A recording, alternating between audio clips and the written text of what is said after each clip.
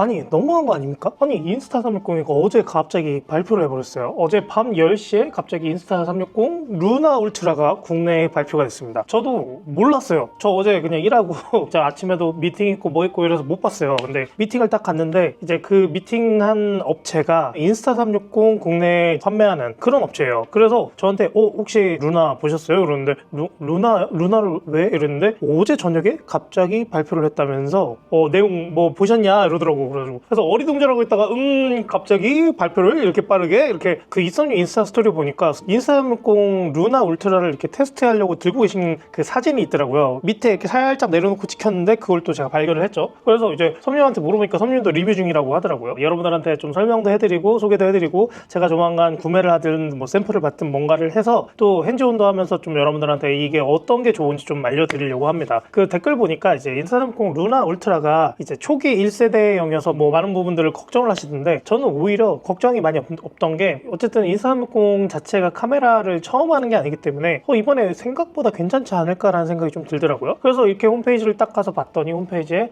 인스타 360 루나 울트라 언제나 나를 빛나게 라고 이렇게 딱 나와 있어요. 참고로 이번에 인스타 360 루나 프로는 발매가 되지 않았어요. 좀 신기했던 게 루나 울트라만 발매를 했어요. 제가 봤을 때는 DJI 포켓4랑 직접적인 비교가 되기 때문에 차라리 그거보다 훨씬 더 상위 업그레이드형 그리고 DJI 포켓4 프로가 먼저 나오기 전에 시장의 점유율을 가져오겠다는 느낌으로 굉장히 빠르게 출시를 한 것 같고요. 그러다 보니까 이제 이렇게 화이트와 블랙이 있는데 화이트는 심지어 지금 판매를 안 하고 있어요. 일치시 품절이라고 이렇게 나와 있더라고요. 그래서 좀 아쉽긴 하지만 한번 살펴보면서 여러분들한테 안내를 한번 드려볼게요. 먼저 인스타 360 영상 공개된 걸 보는데 전부 다 인스타 360으로 찍었다라는 것 같아요. 좀 보면은 화질에 확실히 자신감이 큰 것 같아요. 왜냐면 고프로 미션 같은 경우에도 공식 영상에 자기네 카메라로 찍은 영상을 색 보정을 과하게 해서 일부러 굉장히 시네마틱하게 만들면서 더 화면이 좋아졌다라는 식으로 붙여주거든요.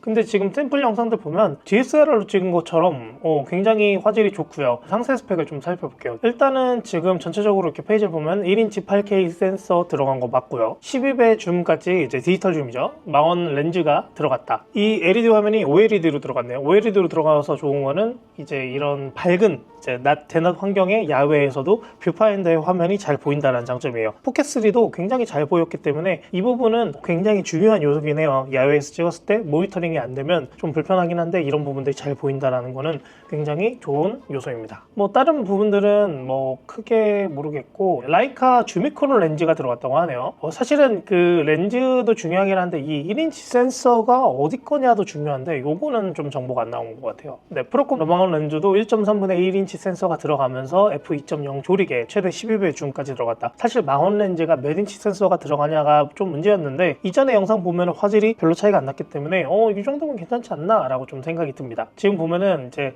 1배 줌, 3배 줌, 6배 줌, 12배 줌까지 해서 20mm, 40mm, 60mm 120mm, 240mm를 표현할 수 있다라는 걸 맨 처음에 보여주고요. 어쨌든 뭐 말로서는 5가지 초점이고 거기다가 제가 구성품 살짝 보니까 그 와이드 렌즈가 있어요. 지금도 보면은 와이드 렌즈를 여기다 끼운 건데 꼈을 때 훨씬 더 넓어지게 되죠. 이 렌즈가 울트라에도 있다라고 보였거든요. 그래서 그렇게 따지면 화각이 좀 더 다양해지는 거 아닌가, 16mm까지 가능하지 않을까 싶기는 합니다. 트리플 AI 칩이 들어갔네요. 이제 최근에 나오는 인스타 360 카메라에는 다 AI 칩이 들어가면서 그 초점 같은 것도 굉장히 빠르게 잘 잡거든요. 그래서 저도 좀 놀라긴 했는데 AI 칩으로 좀 더 화질 개선을 하겠다라는 것 같아요. 저조도 환경에서도 굉장히 밝게 잘 들어가네요. 왼쪽은 핸드폰이나 액션캠 같은 종류고 오른쪽은 1인치 센서에서 보여주는 이 노이즈도 없고 저조도 환경에서 밝아지는, 왜냐면 포켓3도 굉장히 밝았기 때문에 이 부분은 사실 같은 1인치 센서라면 확실히 기대해볼 법하다. 그리고 이제 이렇게 화면 분리가 된다.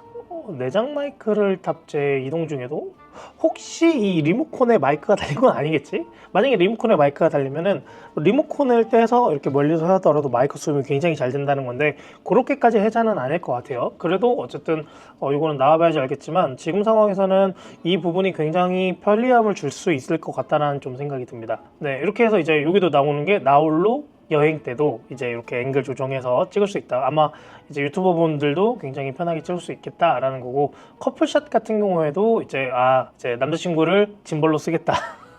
왜냐면 이제 여자친구분들 쓸 때 이제 여자친구가 원하는 앵글을 남자들이 못 고르기 때문에 이런 것들을 이제 보고 요당새로 가만히 있어줘. 그래서 이동형 삼각대로 쓰는 경우가 있거든요.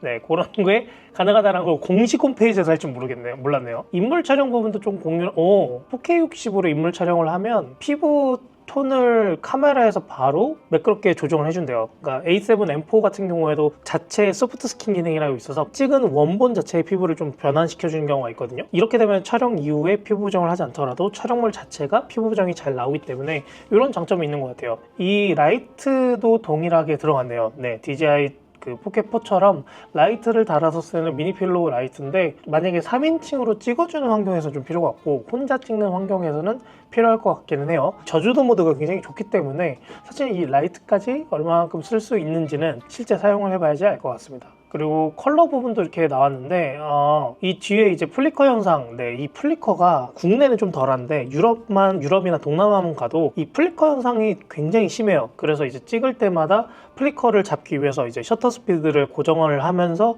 세팅을 맞추는데 이런 게 필요 없이도 플리커를 굉장히 좀 제어를 잘 할 수 있고 색감도 옆에는 이제 약간 누리끼리 한데 옆에 더 이제 피부 스킨톤을 맞춰서 좀 더 예쁘게 찍어준다라는 그 장점을 좀 어필한 것 같고요. 그리고 시네마틱 퀄리티, 네, 돌비로 인해서 이제 색감이 이제 밝은데도 잘 찍히고 어두운데도 잘 찍히는, 네, 그걸 이제 돌비라고 하는데 지금도 보면은 이렇게 화이트 노출 뜨는 것들도 다 잡히고 어두운 영역에서 어두운 것들도 색감을 또렷하게 잡히는, 네, 약간 비비드하게 더 잘 찍힌다라고 이해하시면 좋을 것 같아요. 네, AI 트래킹에서 이제 인물 트래킹을 자동으로 한다. 이거 되게 중요하거든요. 왜냐면은 포켓3 같은 경우에도 인물에 따라서 왔다 갔다 하면서 이제 아웃포커싱이 인물한테 가끔씩 걸린 경우가 있는데 그런 거 없이 AI로 추적을 한다. 왜냐면 그 에이스 프로 2도 이 기능이 굉장히 괜찮았었거든요. 그래서 트래킹이 생각보다 괜찮았다라고 느낄 수 있고 이제 그룹 트래킹은 이렇게 넓은 화면으로 트래킹하고 스마트 프레임은 본인이 원하는 부분들에 대해서 트래킹을 해준다.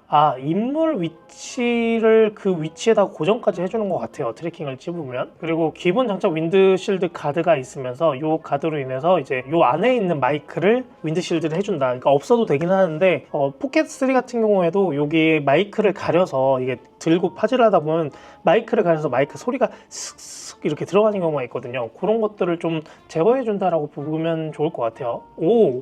배터리가 최대 4시간까지 가능하다고 해요. 자체 배터리로. 포켓3도 한 2시간까지는 가는데 이건 4시간 간다고 하거든요. 분명 촬영 환경에 제약이 있을 것 같아요. 25도 환경에서 1080 24프레임 테스트로 했을 때 4시간까지 간다라는 거는 아마 4K로 갔을 때는 조금 더 짧아지긴 하지만 적은 배터리 용량은 아닌 것 같아요. 실제 테스트를 해봐야지 알겠지만. 그리고 내장 스토리가 47기가가 내부에 들어가 있다고 합니다. 네, 아마 포켓4와 스펙을 거의 비슷하게 맞춘 것 같아요. 그러면서 이제 다양한 액세서리도 호환되고 요거 얼마 전에 떴는데 내 얼굴에 따라서 이제 화면에 따라서 이제 화면이 움직이는, 그러니까 뭐 진짜 넥형으로 달았을 때 자연스럽게 내 1인칭으로 이렇게 움직이게 촬영이 된다라는 장점인데 이렇게 1인칭 스타일의 촬영을 했을 때는 굉장히 필요할 것 같고 일반적인 환경에서는 뭐 그때마다 다를 것 같긴 해요. 1인칭 브이로그를 찍으시는 분들한테는 필요하긴 하겠지만 저 카메라 자체가 무거워서 계속 달고 있기는 좀 힘들긴 하거든요. 약간 고 울트라처럼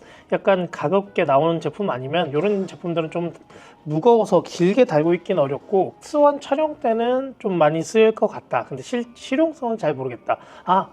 아이 키우는 집에서는 좀 쓰기 좋을 것 같아요. 애기를 키우는 집에서 애기를 1인칭으로 찍고 싶고 이거에 대해서 좀 남기고 싶다 하는 분들한테는 좀 필요할 것 같습니다. 3D 파노라마? 이게 인스타360에 있는 기능인데 사진 같거든요. 사진으로 짐벌이 이렇게 움직이면서 이제 그러니까 360도로 촬영을 해주면서 그 영상 파일을 만들어준다 같은데 요거는 사진일 가능성이 높아요. 왜냐면 동영상으로 하기에는 렌즈가 더블 렌즈가 아니기 때문에 번들이 중요하잖아요. 우리 번들팩 한번 봐볼게요. 표준 번들을 보면은 표준 구성이 되게 라이트한데 보호 커버에 윈드가드 포함한 본체에 밑에 나사산 핸들과 이 아래 배터리 핸들처럼 밑에 이렇게 삼각대, 미니 삼각대가 나오는 형태인가 봐요. 이렇게 포켓3 때처럼 삼각대, 미니 삼각대가 달린 게 아니라 자체 내장된 느낌으로 만든 것 같아요. 고 울트라 액세서리에도 그런데 이렇게 쭉 뽑아서 하는 게 편했거든요. 이것도 마찬가지로 밑에를 쭉 뽑아서 이렇게 되는 형태로 해서 이제 잘 버티긴 하거든요, 이게. 그래서 이런 형태로 만든 것 같아요. 따로 슈티를 안 달아도 간편하게. 크리에이터 번들 한번 봐볼게요. 크리에이터 번들은 이제 표준 번들에다가 네, 광각 렌즈 역시나 들어갔네요. 광각 렌즈 들어가고 배터리 핸들 주고 마이크 주고 이제 휴대용 파우치를 준다 뭐 이렇게 돼 있는데 광각 렌즈 했을 때는 이 정도 차이가 나네요. 한 지금 요 포켓보다는 더 넓어지는 것 같은데? 맞아요. 요 포켓보다는 훨씬 더 넓어지는 광각 렌즈 같거든요. 요거는 있으면 좀 좋을 것 같아요. 저도 실제로 촬영할 때 와이드 렌즈를 빼면 좀 가까이서 찍었을 때는 좀 너무 꽉 차게 나와서 그게 좀 아쉬운데 와이드 렌즈를 끼면 지금처럼 이렇게 넓게 나오기 때문에 이런 용도로 쓰기에는 굉장히 좋은 것 같습니다. 네, 한번 가격을 볼게요. 가격이 얼마나 나왔지? 표준 번들이 114만9천원에 나왔어요. 가격이 생각보다 낮게 나오진 않았네요. 근데 물론 예상은 했었어요. 이게 일반형이 아니라 이제 듀얼렌즈가 달린 모델이니까. 크리에이터 번들은 149만원이네요. 예, 적은 비용은 아니네요. 저희가 아무래도 포켓3랑 비교를 할 수밖에 없는 것 같아요. 포켓3 크리에이터 번들 때는 85만원대로 나와서 그러니까 그때 당시엔 비쌌지만 지금 와서는 비싼 가격은 아니었다 할 정도로 굉장히 잘 활용을 했었는데 절대 저렴하게 느껴지진 않고, 근데 그럼에도 불구하고 듀얼렌즈라는 이 특이점 장점 때문에, 왜냐면 캠코더를 사더라도 소니 거 제일 저렴한 걸 사더라도 AX43이라는 모델을 샀었는데 요게 나온 지 한 굉장히 오래된 모델로 알고 있는데, 왜냐면 요 다음에 업그레이드가 없어요. 캠코더는. 왜냐면 활용도가 좀 낮기 때문에. 이게 좋았던 건 이제 20배 줌이 된다라는 거. 그래서 저희가 레이싱 현장 갔을 때 포켓이나 핸드폰으로 담을 수 없는 환경을 요걸로 이렇게 줌해서 딱 잡았을 때 굉장히 줌이 많이 되니까, 그리고 요 짐벌도 소프트웨어 이제 보정이 아니라 하드웨어 보정이라서 똑같이 이렇게 움직이는 그 흔들림 보정도 괜찮았거든요. 줌 렌즈 막 200mm짜리 렌즈를 사는 것보다 이게 더 가동성이 좋겠다라고 샀는데 이게 한 150만 원 정도 했었단 말이에요. 이런 짐벌 카메라 작은 류인데 거의 뭐 이렇게 들고 다닐 거 아니에요. 이런 류에 줌이 12배 줌까지 가능하다 그러면 그 소프트웨어로 저희가 편집단에서 더 줌을 하면 더 줌을 많이 할 수 있다는 거거든요. 그러면은 정말 다양한 환경에 이 카메라 한 대로 다 쓸 수 있다는 장점이 있기 때문에 그런 거는 좀 굉장한 장점이라고 느껴져요. 배터리 핸들의 결착식이 이렇게 생겼으면은 포켓 3랑 연동이 될 것 같은데요, 뭔가? 지금 이 C타입의 위치에 따라서 다르긴 한데 지금까지 봤을 때는 C타입 위치가 비슷하게 보여요. 그리고 하단에 이렇게 삼각대를 넣어놔서 미니 삼각대 아무데나 이제 이렇게 세울 수 있게, 요 미니 여기에도 삼각대가 달려있네요. 왜냐면은 포켓 3 같은 경우에는 요 똑같이 생긴 거에 하단에 삼각대가 없어서 또 삼각대를 달면 결국에는 길어졌거든요. 결국에는 막 이만한 길이에 활용을 했었는데 굉장히 짧아지면서 여기에도 삼각대가 들어갔다. 보통은 간단하게 올리지 막 엄청 고정이 잘 돼야 된다는 환경은 잘 없기는 해요. 그래서 그랬을 때의 이 아이디어는 굉장히 잘 쓴 것 같습니다. 그리고 이게 호환이 포켓4에도 되는지, 서로 호환이 될지가 좀 궁금하고요. 슬라이딩 보호 케이스가 따로 있네요. 네, 이렇게 본체에다가 씌워서 위로 올리면 짐벌까지 고정이 되는, 그리고 아래로 내리면 자동으로 카메라 켜지는 그런 형태로 연동이 되게 만들어 놨나 봐요. 아마 자석이나 뭐 이런 걸로 만든 것 같은데, 그래서 위아래로 올리면서 내리면 윈드실드, 올리면 카메라 짐벌 보호. 그러면은 가볍게 들고 다닐 때는 요게 좀 괜찮게 쓸 것 같습니다. 가격도 뭐 17,200원이면 사서 갖고 다녀도 괜찮을 것 같아요. 뭐 물론 자체 케이스도 든든하기 때문에 지금 앞뒤로 다 이렇게 포켓 포테처럼 오픈형이 아니라 앞뒤로 덮는 형태라서 요거는 좀 괜찮은 것 같습니다. 네, 이렇게 좀 살펴봤는데 가격이 사실은 저렴한 가격은 아니잖아요. 근데 그 가격 메리트를 빼더라도 아마 포켓3가 나온 지 꽤 됐기 때문에, 제가 포켓3를 2004년 초에 산 것 같은데 지금 한 2년 넘게 썼잖아요. 이제 업그레이드를 슬슬 해야 될 상황도 있긴 있다고 느꼈는데, 그렇게 봤을 때는 울트라가 굉장히 대체안이 될 것 같고, 일단 줌 렌즈의 장점, 그리고 포켓4 프로가 나오기 전에 이제 먼저 출시했다라는 거, 그리고 제가 그때도 말씀드렸다시피 저는